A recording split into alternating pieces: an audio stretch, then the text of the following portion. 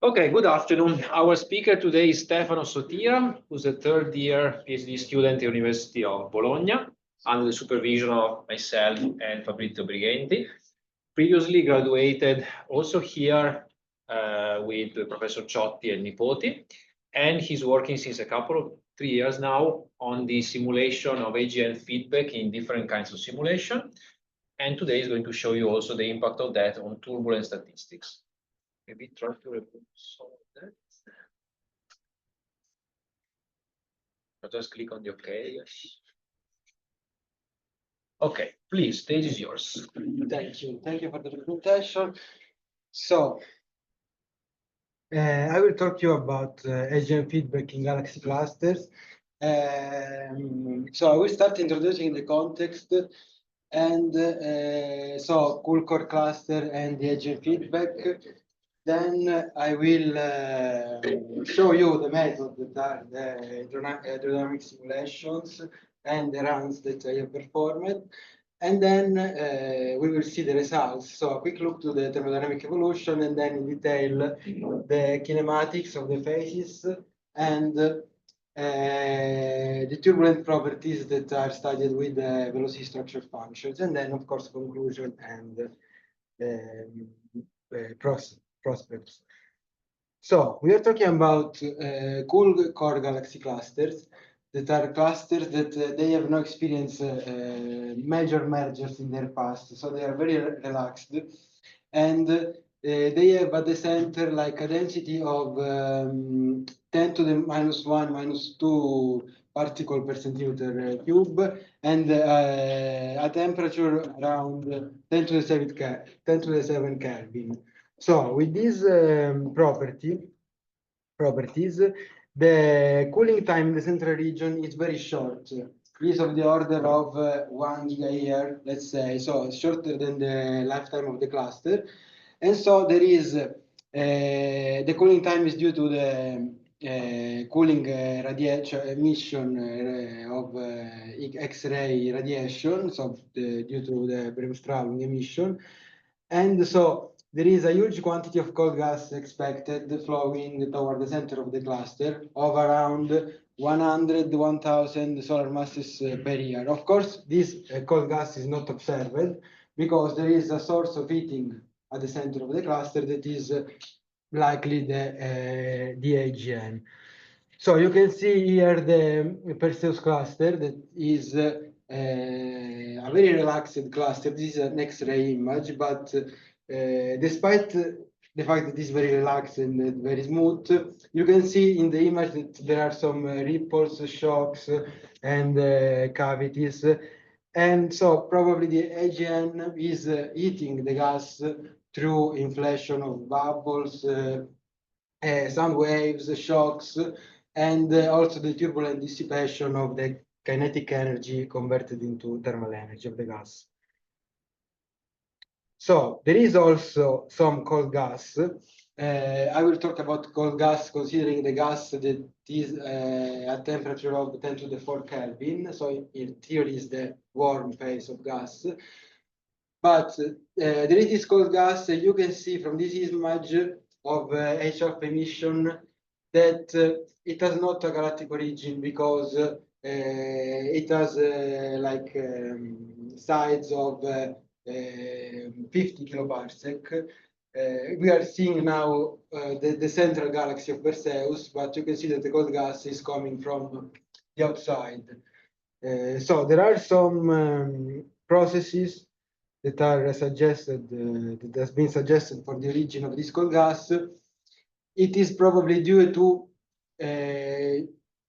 also the AGN feedback itself, that uplifting the gas from the center at lower entropy, this gas is like easier to cool.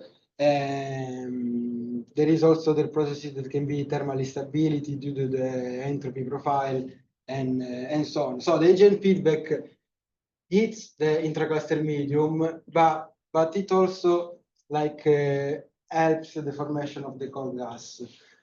So it's kind of a self-regulated cycle because the cold gas also fuels the AGN.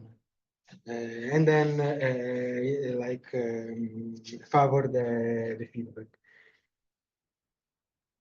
So how are the cold phase and hot phase how are they linked in a kinematics and dynamics point of view? Because we see this filament, these clumpy filaments of cold gas. We can measure like the velocity dispersion of the cold gas and so on.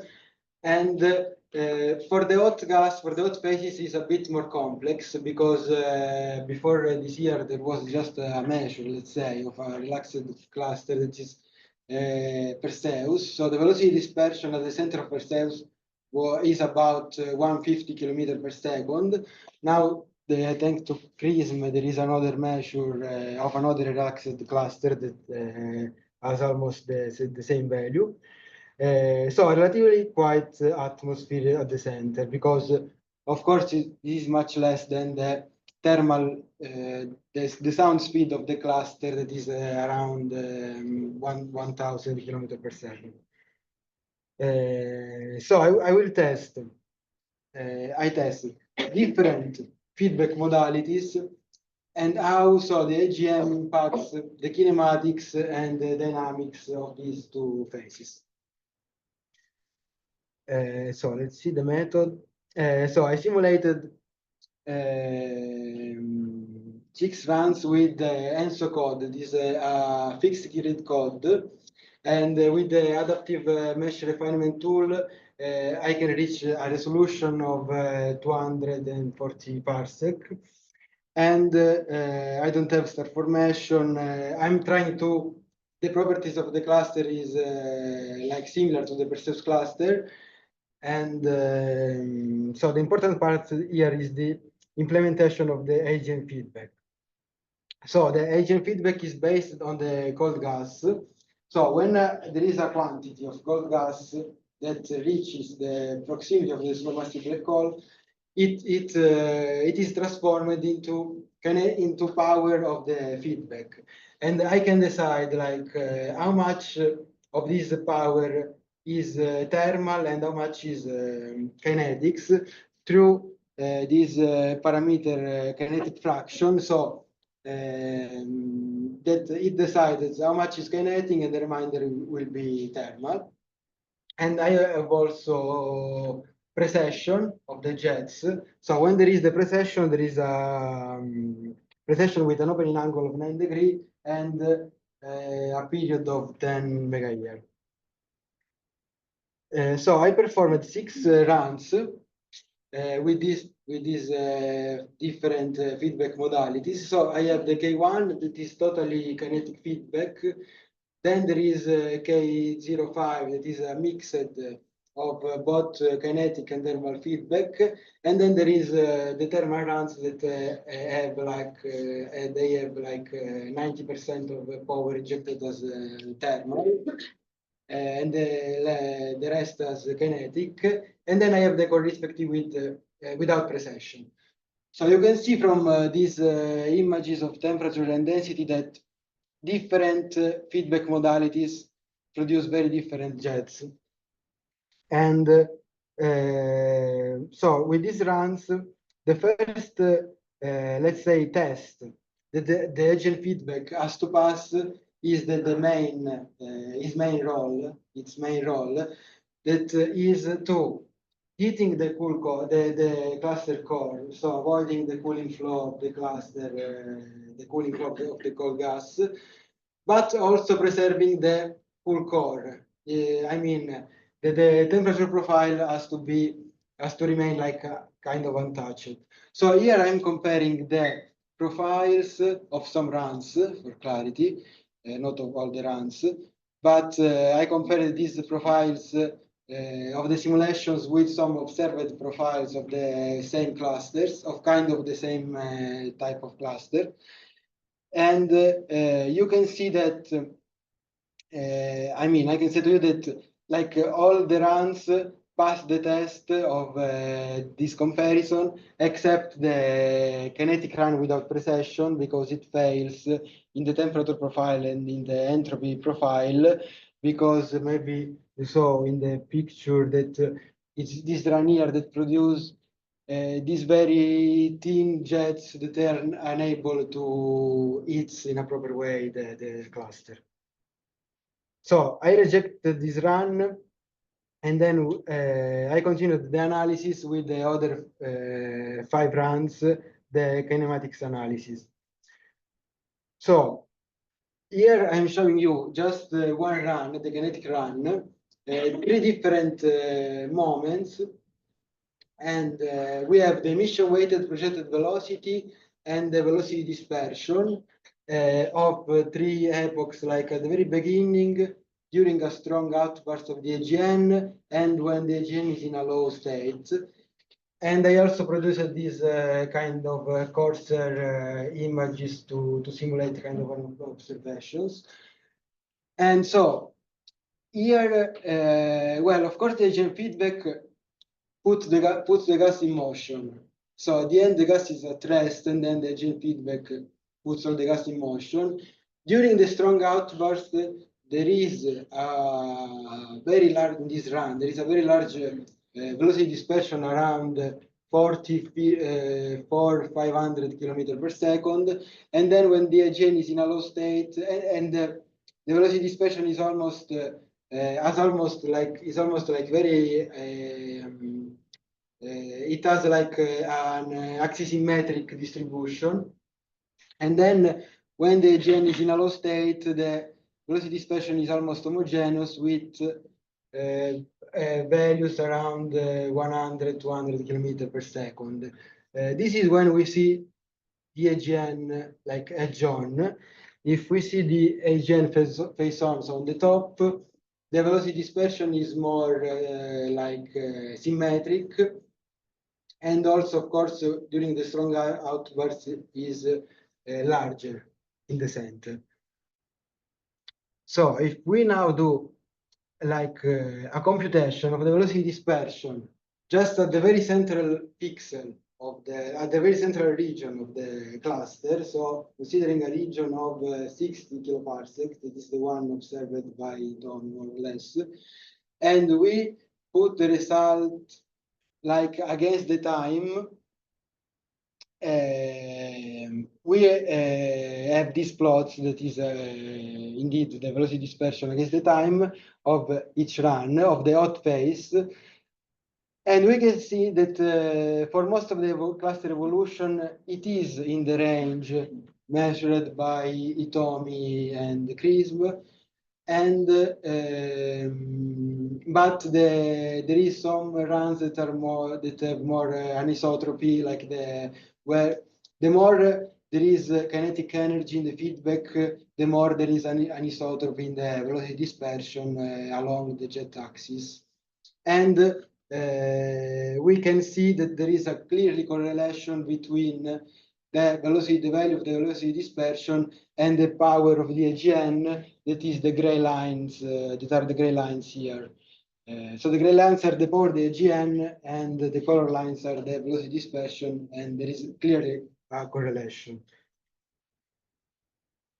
So we can do more than this if we consider that the velocity dispersion has a particular geometrical distribution. So if we consider here, for example, the age-on and phase-on projection, and we measure the velocity dispersion along, let's say, 3 directions, we can build kind of profiles of the velocity dispersion.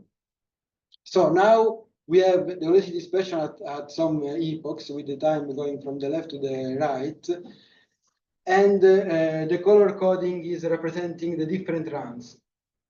And so in principle, when we measure the velocity, if we are able to measure the velocity dispersion from a particular direction, that is the direction of the jets, we can see that different feedback modalities produce a very different behavior of the velocity dispersion. Of course, this depends also on the power of the feedback. That is not the same for each run, but I choose some moments where the AGN power is almost the same.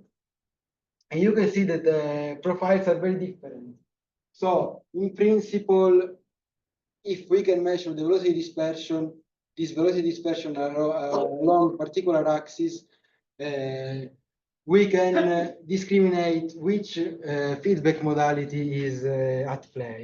Of course, there are caveats because I'm just considering the motion, the turbulence created by the AGN, but there could be also turbulence created by sloshing or galaxy motion. But if the AGN feedback is the main, let's say the main character here in creating turbulence at the center, this could be true.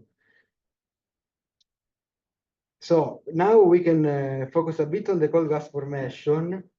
So the phase at the 10 to the 4 Kelvin, and you can see that, like here I'm showing you the column density of the cold gas phase, and we see these clumpy filamentary structures of cold gas that is confined in the central region of 50 kiloparsec, and it also strongly depends on the feedback modality. So I found here that, as expected, the more the feedback is kinetic, the more there is cold gas, and also the precession of the jet helps the formation of the cold gas.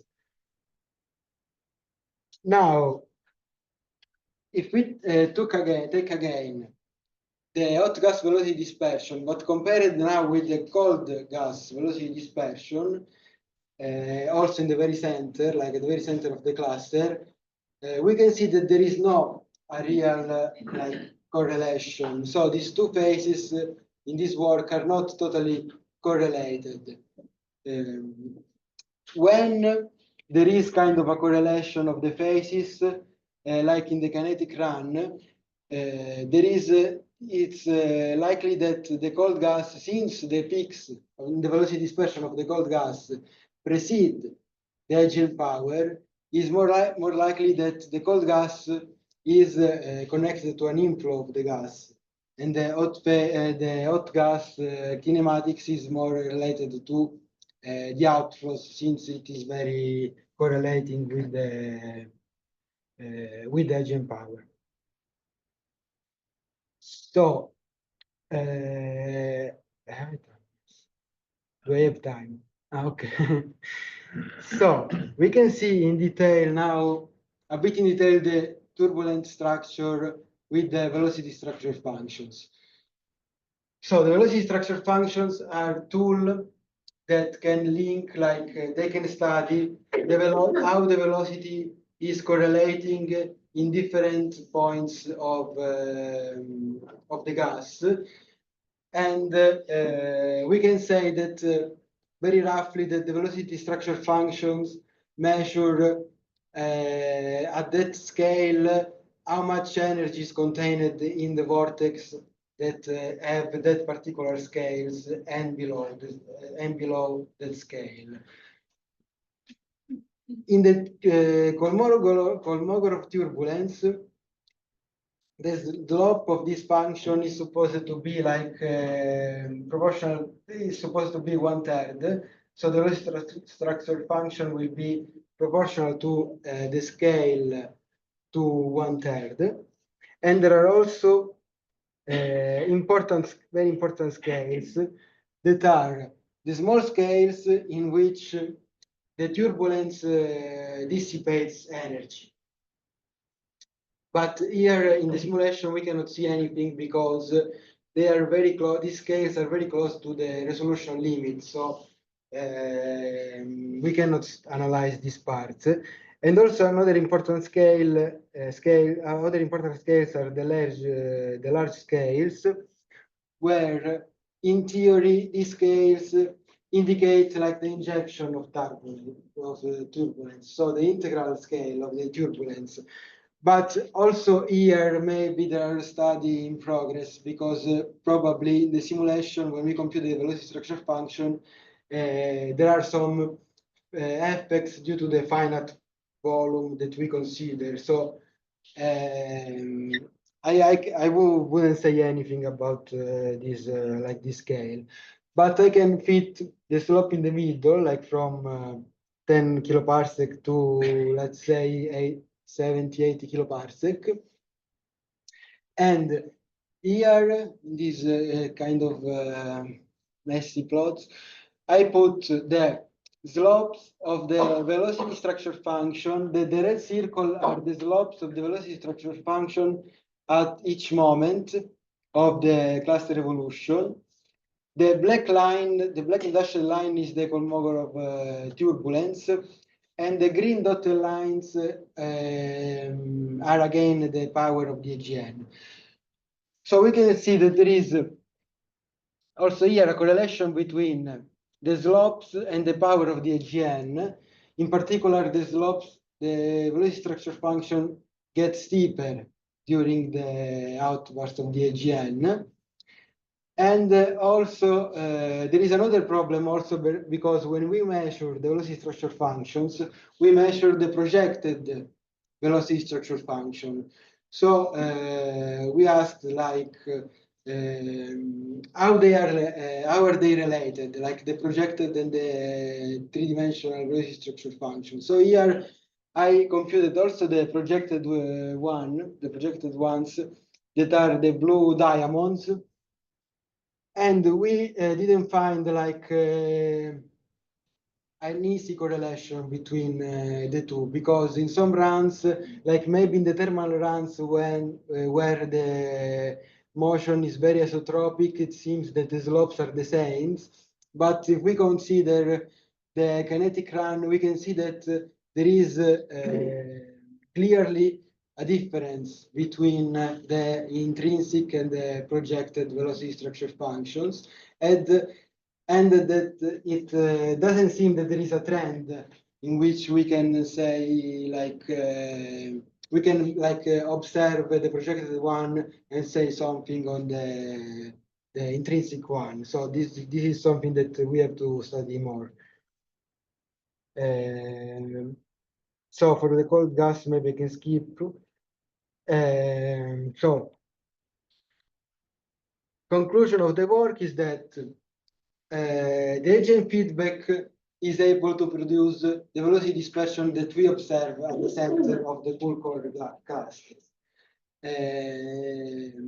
If we are able to measure the velocity dispersion profiles, like maybe with XRISM we will be, this could be maybe a discriminant of, like, in determining which type of feedback is at play in the cluster.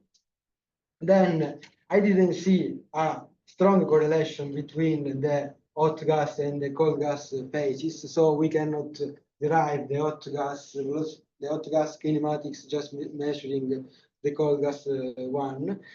And then I found that there is a correlation between the steepening of the WSF and the AGN activity, and I didn't find any obvious correlation between the projected velocity structure function and the intrinsic one. You can find all of this in my work that I submitted last year, and it has been revised now. So, as the future of this work, I decided to focus on the cold gas formation. I changed the video game, and now I'm playing with Arepo. And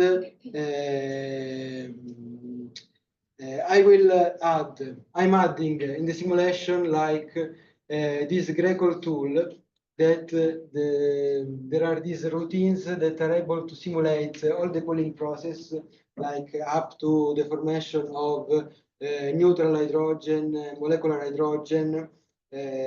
So we can reach very low temperature and Also, if we will we added also the star formation, maybe we will be able to add also the magnetic field, and at that point, so we can focus like in much on the cold gas phases, so we can do like a proper comparison between the cold gas phases that are easily observed and hot one. So thank you for the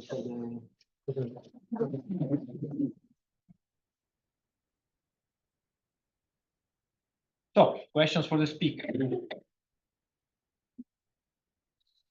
Just a curiosity, when you mentioned the comparison with XRISM, is your measure also integrated along the line of sight as XRISM? yes, yes. Not all the line of sight. I mean, not all the cluster, but like the central region, because it should be the one that you know. Okay.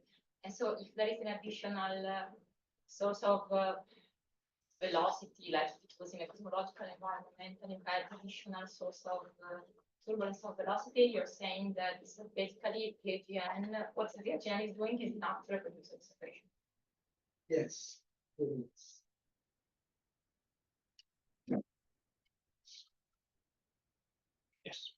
The curiosity, in all the plots that you show with the evolution in time, it seems that the case where we have 50% kinetic feedback and 50% thermal feedback, the AGN is very wide, so the power is almost constant. Yes, and yes. instead in the case with 100% kinetic, you have this burst, so it's very variable. Yes. Is this something you expect, or and this has obviously some effect on the Actually- velocity? Actually, this like simulation is very non-linear because they are related. The power of the feedback of the AGN is related to the cold gas that reaches the supermassive black hole.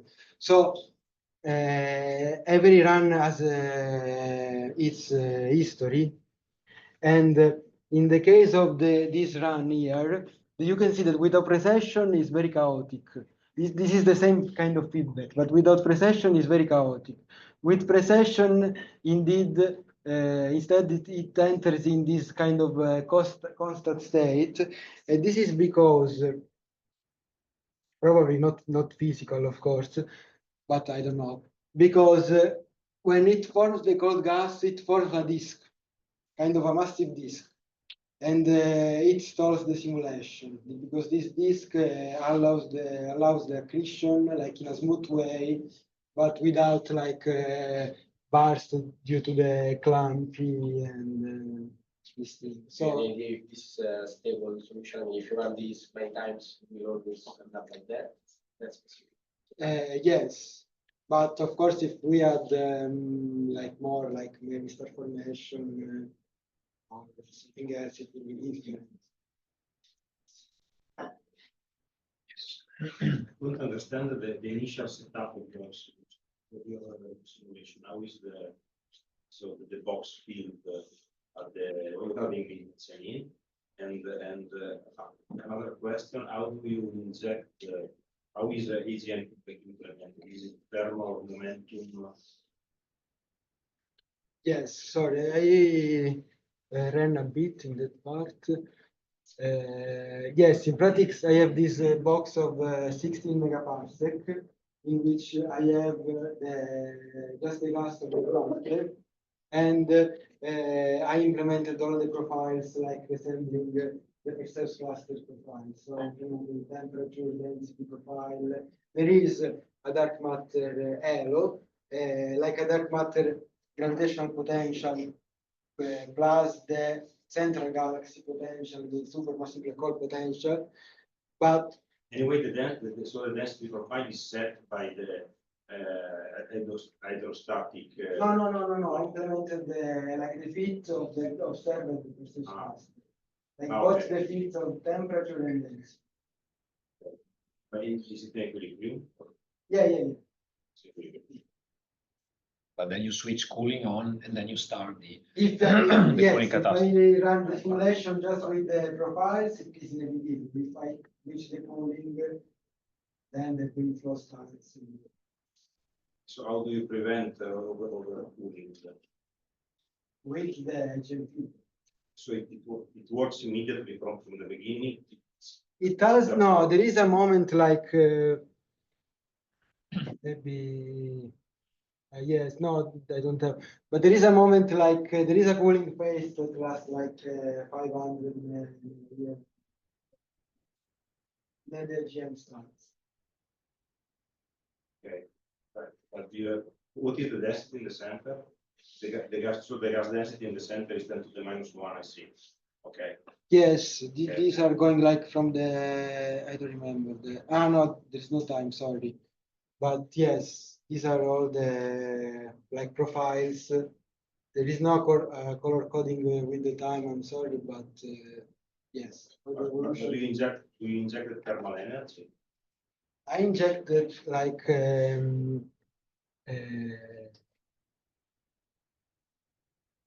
energy that is, And kinetic, okay. yes, both thermal and kinetic in the, depending on the diffraction. There's a question from Mauro Roncarelli. Nice talk. I have a question. You said that the projected velocity structure function are not connected in an obvious way with intrinsic ones. What do you mean by intrinsic? The 3D ones or the ones that should derive by theory? For Bogorov? The 3D one.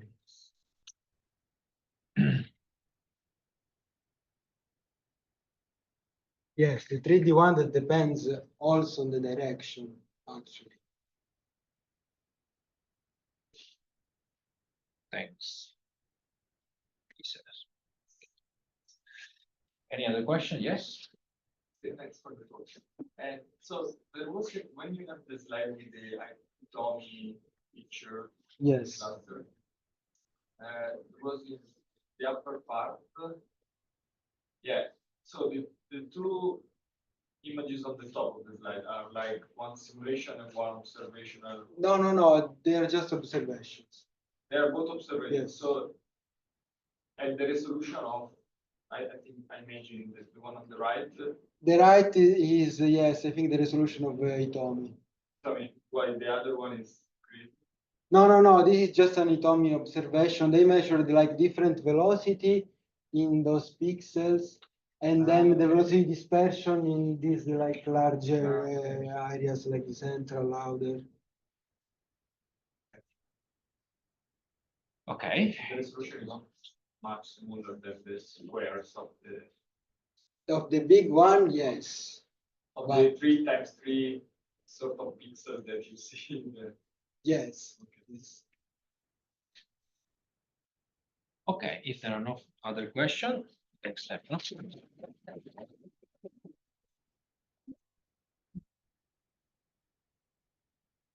And let's see. Posso un secondo? Posso un secondo?